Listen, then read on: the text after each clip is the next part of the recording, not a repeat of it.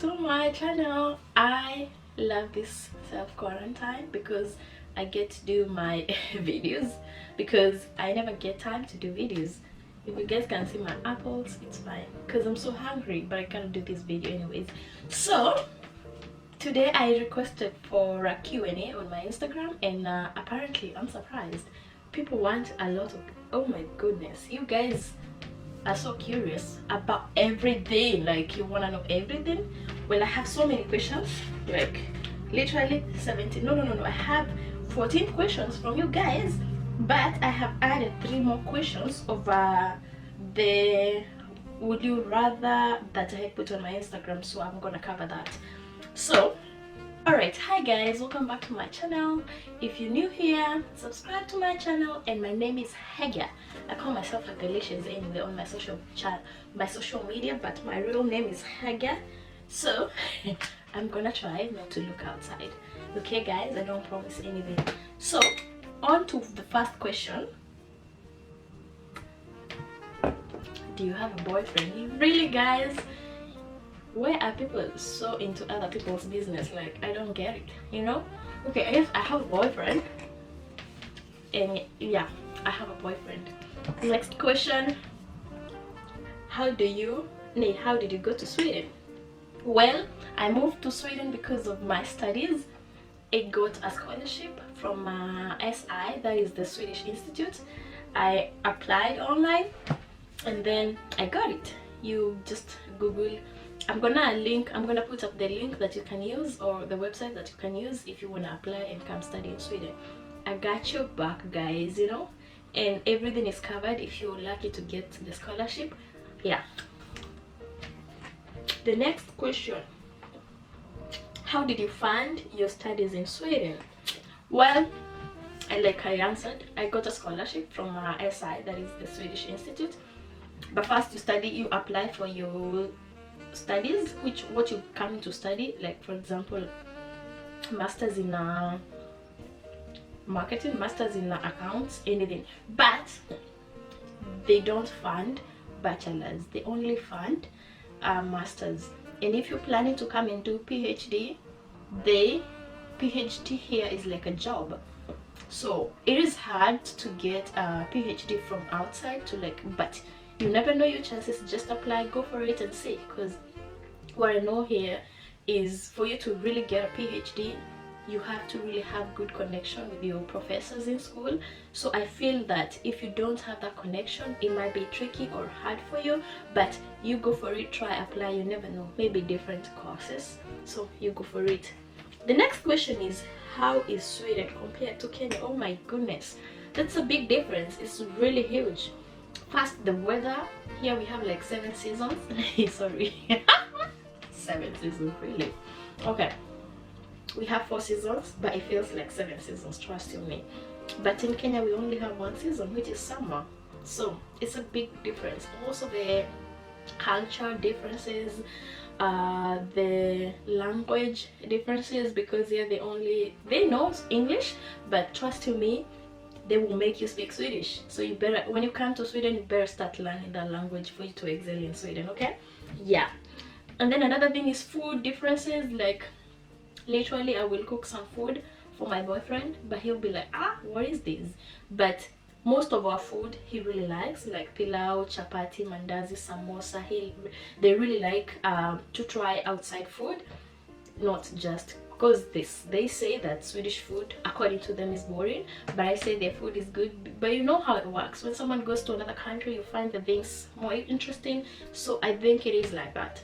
So it's a lot of differences. I could literally do a whole vlog about differences to compare Sweden and Kenya. It's a lot, but the biggest major challenge difference for me is the cold. Oh my goodness, like we used to say July is our coldest weather. Well, July here is summer, so you can literally understand where I'm coming from. The next question is, how cold is it in Sweden? Well, it is really cold, but not all the time. Like literally half of your ear is cold, because it literally, I feel like it's 6 months, and then no, we only have 3 months of summer, the rest is cold, like you literally have to wear your jackets and all that.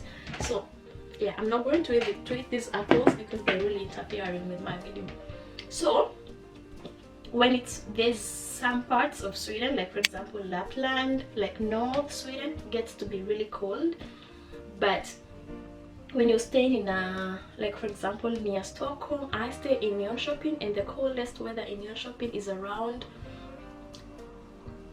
it has never gone beyond -15, like the winters that I've experienced. Maybe it can't go beyond 15, -15, but this winter that I've experienced here, it only went like -6. Like we literally didn't have winter this season. So yeah, but if you're in Lapland, you're gonna literally get -30. It's really cold in Lapland, and the schools in Lapland or northern Sweden is like for example Umeå, Luleå, Dalarna.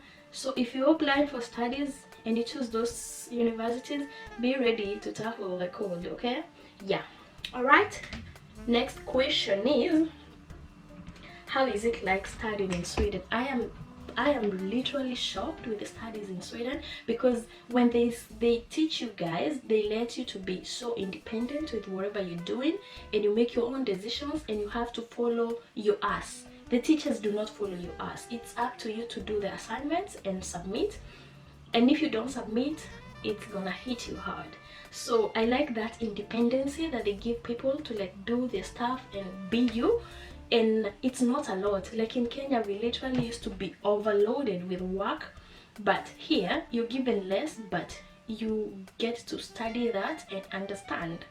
But in Kenya, I was literally moving with like 7 subjects, and at the end of the semester, you're expected to pass all those exams. I feel like it was so much load work, and also I used to just study to pass, not to understand. But in Sweden, you study to understand, so you find that not many people will fail. So studies in Sweden, if I get to exam, because I'm still working on trying to do a PhD, I'm thinking that I might try to bring this idea of studying in Kenya, and we see, because gosh, it's really effective and it's good. I wish they can use that. It's really effective. Yeah. The next question is, what are you doing after your studies? Well, after my studies, when I graduated, right now I'm learning Swedish, and I'm trying to look for a job. The challenge, you have to really vary the courses that you're doing. For example, when you are a marketer, you have to learn the language, because it's all about communication. So if your studies are related with communication, make sure you study the language as early as possible, so that you can really get a job quickly. Because again, if you delay outside trying to learn the language, and you send your CV and there's a big gap in your CV, people get to question, what were you doing this time? And also you get to lose your knowledge. So it's always good to put your brain into work all the time, as much as possible. So right now I'm studying Swedish, and I'm trying to get a job. Yeah. And yeah, I moved from Växjö to Jönköping. I hope you guys remember, because I said that in my previous video. If you haven't watched that, go check it out. Okay, the next question. You guys have so much questions, but I like the questions. It's not stupid questions. How is self-quarantine in Sweden?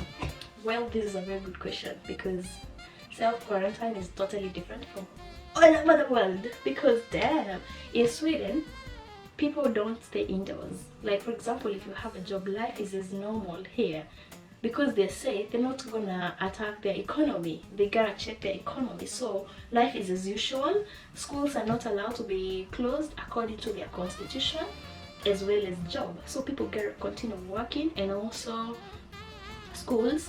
But universities, because it's an international thing, like when you are in university, they have closed that. And also if you're studying SFE, they have closed that. The rest, life is as normal. So I'm just indoors trying to do the best that I can with my indoor self. Yeah, and entertaining myself and entertaining you guys. So it is good, but I hope it doesn't go for long, because I'm bored. It can get really boring, because it's cold outside and inside is boring. So yeah. The next question is, how is it like to learn Swedish? Well, let me tell you guys, Swedish is not difficult, but it is going to destroy your English like nobody's business. There's a way they pronounce the Swedish. You have to be really precise and exact with your pronunciation. There's nothing like towing in. You see, like how we say work in Sweden, you will say work. Like you have to put, oh fuck, not again, please go away. I don't know what is that. So Swedish doesn't work with towing in. So for example, you must insist and really put pressure in everything when you pronounce it if you don't know Swedish. So when I came here, I was asking myself, I was asking my sister, why are you insisting so much? Well, now I know, because that is all about Swedish. You have to make sure that R is hard by everybody. Like you see how I'm saying hard, it's hard. You have to make sure every word, every letter is hard perfectly. So when it comes to like talking English, you come to realize that your R is literally destroyed, or even they fuck up the language, fuck up the preposition, because the way Swedish works is opposite of how English works. And also the construction of sentences. Like for example, there's something called bisats. I don't know, we don't have that in English. It's really tricky. I will talk about Swedish language in another vlog because this can take forever. Okay, all right guys, let's move on. How is dating life in Sweden? Well, dating life in Sweden, I will say it's amazing, it's exciting, it's calm. Like guys, Swedish guys are one guys that you can really trust. And also in Sweden there's no infidelities. If you feel like you want to cheat, you have to make it clear with your girlfriend and cut short that relationship. So for you to excel with your infidelities and all that, you're only allowed to like fuck around if you're single, because then they say I'm not cheating. But when you are in a solid relationship, you don't cheat. I have not seen it. So when you're dating as a girl, because I know in Kenya it was like headache, malaria, everything, call it every disease, because first when your boyfriend goes to work, you have to wonder is he at work or is he at a girl's place, you know. You guys know how it is. But here the trust is not really tampered, and it's calm. That's all that is needed in a relationship, being calm and trusting your partner. That is what Sweden gives you in a relationship. Okay guys, yeah. Oof, you guys, how is food in Sweden? Food in Sweden, I talked about it, it's amazing, but Swedish don't like their food. Not all of them, some they like outside food, like another country's food, but I like their food. They have literally amazing food. I could literally live in Sweden and just eat their food, and I like it. How are Swedish in general? Damn guys, you're so sneaky and nosy. Swedish are amazing people. For example, for me to have friends, I get it easily to have guys friends instead of girls. So I could say my friends are amazing. So I don't know about girls, because I'm not that girl that has so many girlfriends. I don't literally have girlfriends here, it's just guys. I find it easy to talk to guys, so that's my life. The next question, could you tell me how you and your boyfriend met? Speaking in Swedish. Oh my goodness. First, whoever wrote this question has to be someone from Sweden, and then secondly, you're sharp and smart, because if you told me to explain in English, I wouldn't have done. So here we go. Jag träffade mina pojkvän i veckan när jag studerade i Linnéa universitet. Vi träffade varandra från online-appen, jag vet inte vad det heter, och vi pratade för kanske 2 veckor, och sen vi bestämde att träffa varandra. Så han åkte till Amerika, och när vi hade middag tillsammans, och det var jättebra. Och jag tänkte att vi gillar varandra snabbt. Så efter vi träffade varandra, kanske till exempel ibland jag åkte till Jönköping och träffade honom, och ibland han åkte till Växjö, och när jag hade min examen, graduation, han träffade min mamma och min syster. Så yeah, I hope you understand that it is really difficult. Okay, the next question. I met my Swedish boyfriend in Mombasa. Oh, this is a request. I met my Swedish boyfriend in Mombasa and I know nothing about Sweden. Any advice? Okay, damn, you girls, you Mombasa girls, I see you. So one thing I will tell you about Swedish guys is that they're really calm. They like trust. So they will really trust you, but you better trust them back, or don't make them don't put them in a situation where they don't trust you, okay? Because the moment they don't trust you is over. And then also be calm, because I know Kenyan girls can be really up in the air, like 100%. Please try to be like not even 50, try to be 40, because once you're like here, because guys here are so calm, they don't, it's good to be excited but not every day, okay? So try to be calm. The next thing is what is it? Don't borrow money, because Sweden is all about equality, okay? Try to show the guy that if you really like this guy and you feel like this relationship could go somewhere, don't borrow money. Sweden is all about equality. The fact that the guy can support himself, he doesn't understand why you can't support yourself. So the moment you borrow money, the relationship is over. They're not mean. If they find your situation is bad, they're going to support you, but don't ask for money. I will say that. Try to be independent. Try to show that you're trying to come up. If you want to do a business, don't borrow money to go clubbing. Don't borrow money to go buy clothes. Borrow money maybe to start a business. That is legit, okay? And if you borrow this money, you better start that business. So if his request that you come to Sweden, or the advice is anytime he might ask you to move to Sweden, so right now you should start learning language, because if you come here, language is key. Swedish language is key. If without the Swedish language, you're not gonna get any job. So note to yourself. Gosh, these questions are so many. I think I'm gonna cut this into half, but we'll see. So yeah, and take it easy. Don't rush it. Go with the flow, like the Kenyan style, hakuna matata, you know, and everything will be fine. But don't be sketchy. Just be real. Show him. Don't fake your relationship, and just go with the flow.